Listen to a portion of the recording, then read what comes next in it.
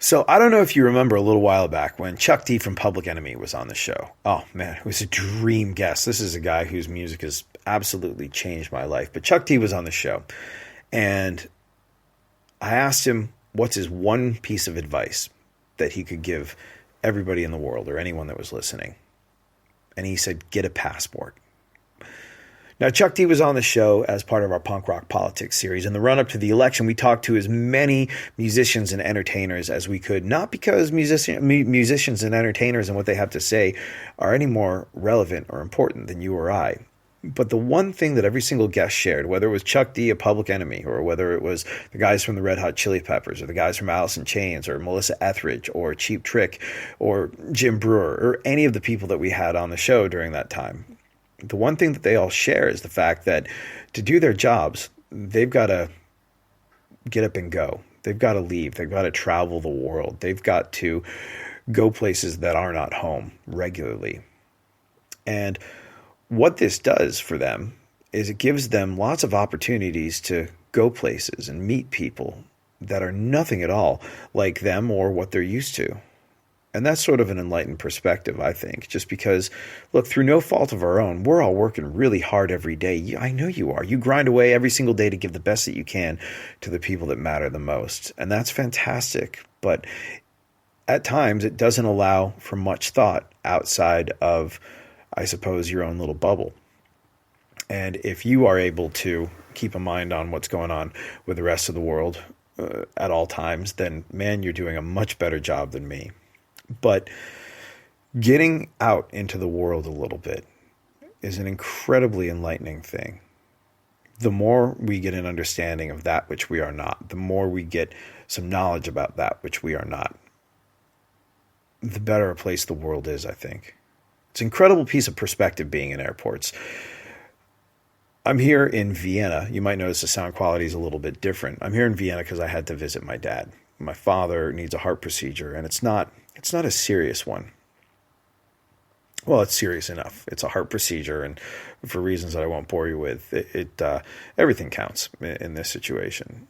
It was just one of those ones where I had to be there. And by the way, thank you so much for the messages of support for my father and for myself. It's been truly overwhelming. Every day I go on the radio and I try and make it feel like you have the company that you need when you need it. I try and make it feel as though there's someone that cares about you and there's someone that's got your back. And I genuinely do. But over the last couple of days, you've made me feel like I've got people that care and people that have my back. And it truly means a lot. But I'm here in Vienna visiting my dad, and the trip here was not an easy or straightforward one. It was 6 cities in 5 countries in 24 hours with long layovers in between. And the whole thing wound up being significantly more protracted than it should have been because of an emergency landing that we had to make in Nova Scotia. I don't know if you've ever had to make an emergency landing before. I've had to once or twice before, but it's definitely an interesting moment because when you hear emergency and you're in an airplane, you go, oh man, there's really nothing I can do about this. I've just got to grit my teeth and hope everything works out all right. As it turns out, there was nothing wrong with the plane, but a very sick teenage girl was wheeled off in a stretcher, and I still think about her at the moment, and I hope she's okay. And they wouldn't tell us what was wrong with her out of respect for her, or maybe because they didn't know. But as soon as that happened, there was a question of would we make it out of Nova Scotia that night? And people started to stress. And the guy in front of me, well, how would I know this? I wouldn't know this, but the guy in front of me started talking, and he was like, gosh, I really hope I can get out of here in time. I'm on my way to a funeral, and if I miss my connecting flight, I'm going to miss that, and that would be terrible.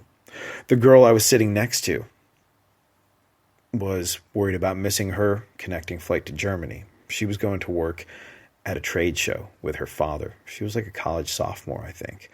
And she was a college sophomore that was helping her father at a trade show because it was an international thing. And because her father was from Iran, her mom was from Mexico. She was raised in America and had been to school in China. She spoke 4 languages. She spoke Farsi, Chinese, English, and Spanish. And for that reason, she's pretty good in international situations. So she was off to help her dad.